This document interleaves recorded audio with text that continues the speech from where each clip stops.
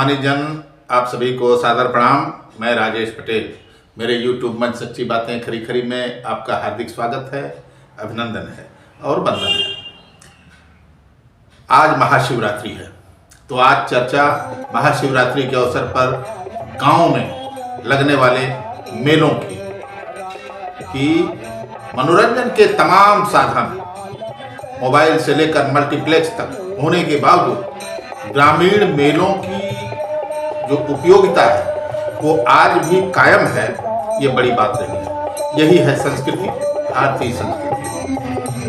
दरअसल गांव में जो मेले लगते हैं वो उनके लिए लगते हैं, उनका वास्तविक आनंद वो लोग लेते हैं जो कभी शहर नहीं गए। अभी तमाम लोग ऐसे हैं जो किसी नगर पालिका तक में नहीं गए, नगर पालिका क्षेत्र एरिया में तक नहीं गए। महानगरों की बात तो छोड़ दीजिए, तमाम लोग अभी ट्रेनों में नहीं बैठे हैं। ऐसे लोगों के लिए गांव का मेला खास होता है। उनकी खरीदारी के लिए, उनके मनोरंजन के लिए, आसपास के लोगों से मिलने जुलने के लिए ये बहुत अहम मौका होता है गांव में लगने वाला मेला। शिवरात्रि वैसे तो मेले दुर्गा पूजा, दीपावली, तमाम पर्वों पर लगते हैं, लेकिन शिवरात्रि का अपना अलग महत्व है। सुबह से ही महिलाएं तैयार होने लगती हैं, बेलपत्र वगैरह से थाली सजाकर पूजन सामग्री से शिव मंदिरों में जाती हैं, वहाँ पूजा करती हैं, अपनी मनोकामना के लिए वरदान मांगती हैं। बच्चों को तो महीनों से इसका इंतजार रहता है शिवरात्रि का, क्योंकि गांव में अभी भी तमाम एरिया में प्रचलन है कि शिवरात्रि के दिन बच्चों को नए कपड़े बनवाए जाते हैं। तो एक तो नए कपड़ों का उल्लास, दूसरे मेला में जाके खिलौने खरीदने और चाट वगैरह खाने का जो आनंद है वो बच्चे ही लेते हैं, हालांकि बड़े भी लेते हैं, लेकिन बच्चों का उल्लास कुछ और ही होता है। वो उनका उल्लास बोलता है। सुबह से ही अपने घर के बड़ों के साथ टेरने लगते हैं, कब चलिएगा कब चलिएगा कब चलिए, और जाने पर एक आध घंटे में ही थक भी जाते हैं, उनको पहुंचाना होता है। तो आज मैं ऐसे ही एक ग्रामीण मेले का जो आज लगा था उसका मैं भ्रमण कराऊंगा, क्योंकि मेला की जो संस्कृति होती है वो तकरीबन पूरे देश में एक ही है। भाषा भले बदल जाए, लेकिन कहीं आपको फल वाला अपना भाव बोलते मिलेगा, तब तक उसकी बात काट के दूसरी तरफ जलेबी की बात आ जाएगी, फिर खिलौने वाले की बात आ जाएगी, फिर मनिहारी चूड़ी और महिलाओं के श्रृंगार सामग्री इसी तरीके से फिर अनाउंसमेंट जहाँ से मंच होता है वहाँ की आवाज़ आएगी तो सारे आवाज़ दब जाते हैं। और जो मुख्य मंदिर होता है वहाँ भजन कीर्तन बजता रहता है इन सब में, और सबसे भारी वही होता है। तो सबसे पहले मैं आपको अब मेले का एक चक्कर घुमाता हूँ, उसके बाद फिर मैं आपसे बात करता हूँ। साथियों, वैसे तो मेरा गांव मिर्जापुर जनपद के जमालपुर ब्लॉक के भभूरा गांव में है। थोड़ा सा मेले का परिचय बताता हूँ, लेकिन मेरे गांव से 1 किलोमीटर दूर ही, या यूं कह लीजिए कि मेरे गांव के लोग भी उसे अपना ही हिस्सा मानते हैं कि हमारे गांव का ही है। सिलौटा मौजा, नाचिरागी मौजा है, वहां पर हनुमान जी का दक्षिण मुखी मंदिर है, जो प्रतिमा स्थापित है, और मंदिर का जो मुख्य द्वार है वो दक्षिण की तरफ है। आमतौर पर पूरब की तरफ होता है, लेकिन दक्षिण की मुखी हनुमान जी का मंदिर है वहीं, और वहीं पर मेला लगता है। लोग जाते हैं, उसी में एक शिवलिंग भी है, शिवलिंग की पूजा अर्चना करते हैं, साथ में हनुमान जी की भी, और फिर मेला घूमते हैं, भजन कीर्तन का आनंद लेते हैं।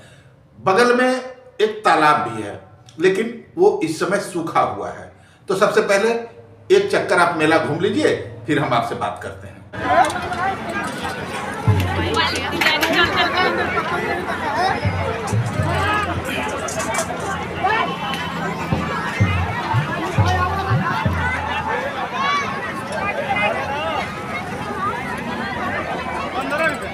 Gõ để không bỏ lỡ những video hấp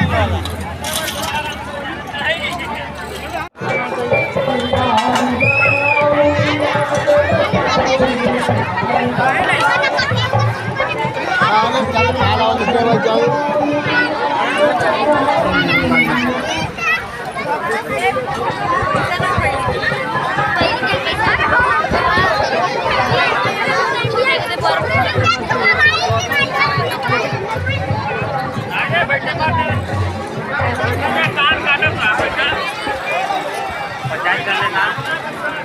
साथियों,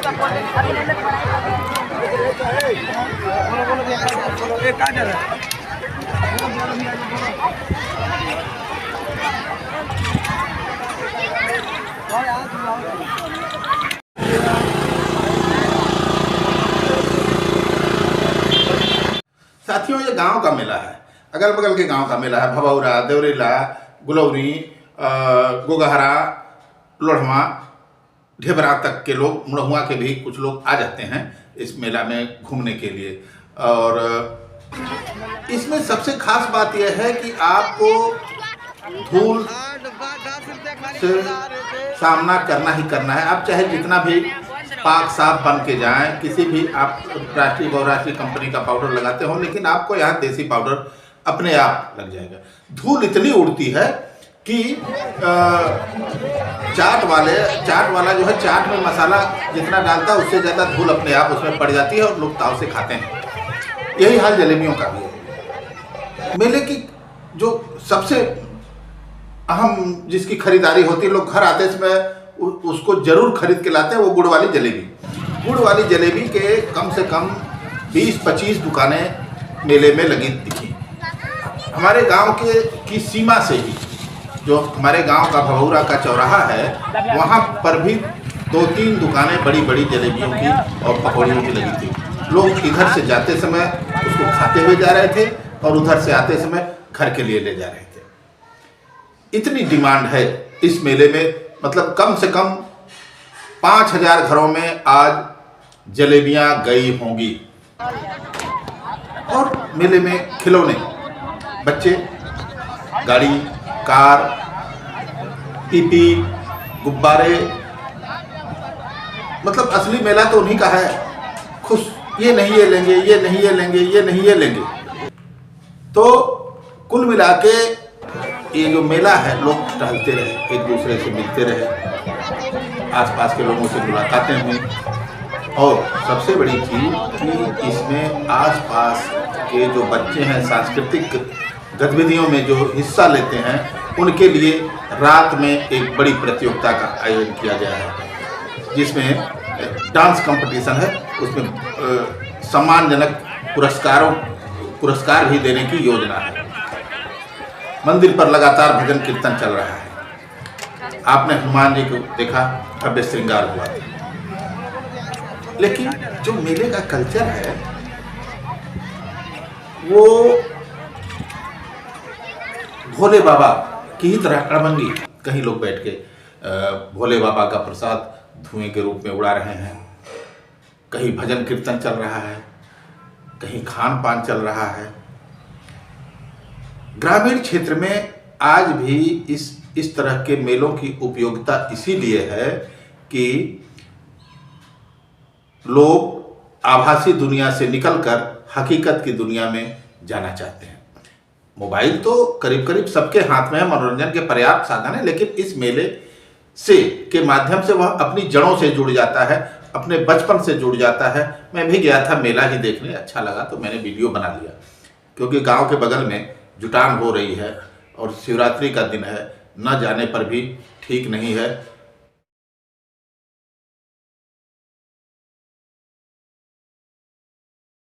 एक ऐसे व्यक्ति को जिसे आप देखेंगे उसके साथ, तो आपको समझ में आ जाएगा कि इस मेले का सार क्या है और इसकी खासियत क्या है। आइसक्रीम खाते समय उस व्यक्ति के करीब 60-65 वर्ष का वो व्यक्ति है, उसके चेहरे के भाव को देखिए और आप महसूस करिए कि वो क्या कहना चाहता है।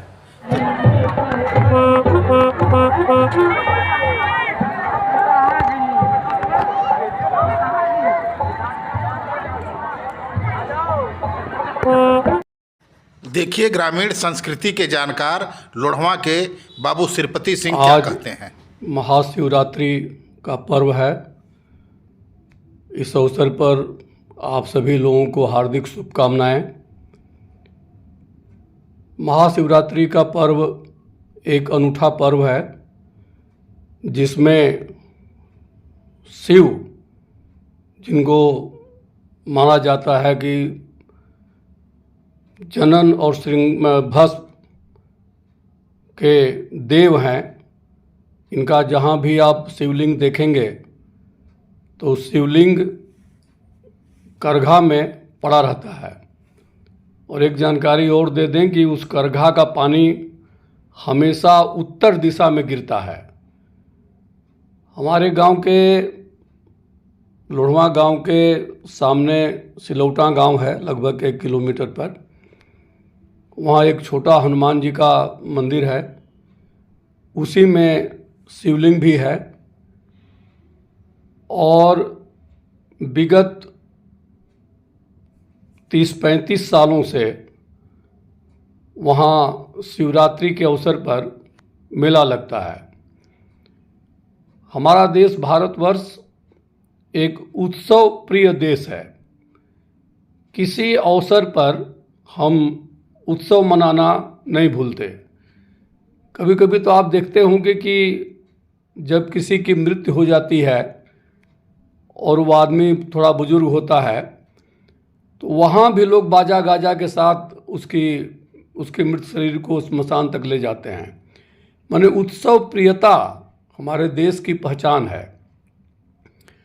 और हमारे बचपन में 60 से 70 के अवधि में कहिए, हमारे गांव से काफ़ी दूर पश्चिम तरफ भूली गांव है, वहाँ शिवरात्रि का मेला लगता था। और इधर पूरब तरफ एक पसही गांव है, वहाँ मेला लगता था। लेकिन ज्यों-ज्यों हमारी आर्थिक समृद्धि, हमारे समाज की, हमारे देश के, हमारे लोगों की आर्थिक समृद्धि ज्यों-ज्यों बढ़ी है, त्यों-त्यों ये मेला ठेला, तीज त्यौहार में पैसे का प्रभाव बढ़ गया है और बाजार भी लोगों को अपने गिरफ्त में ले लिया है। हालांकि हमारे गांव का मेला अभी बाजार से अछूता है। 60-70 छोटी छोटी दुकानें वहाँ जाती हैं, खाने पीने वाली, छोटा छोटा सामान बेचने वाली।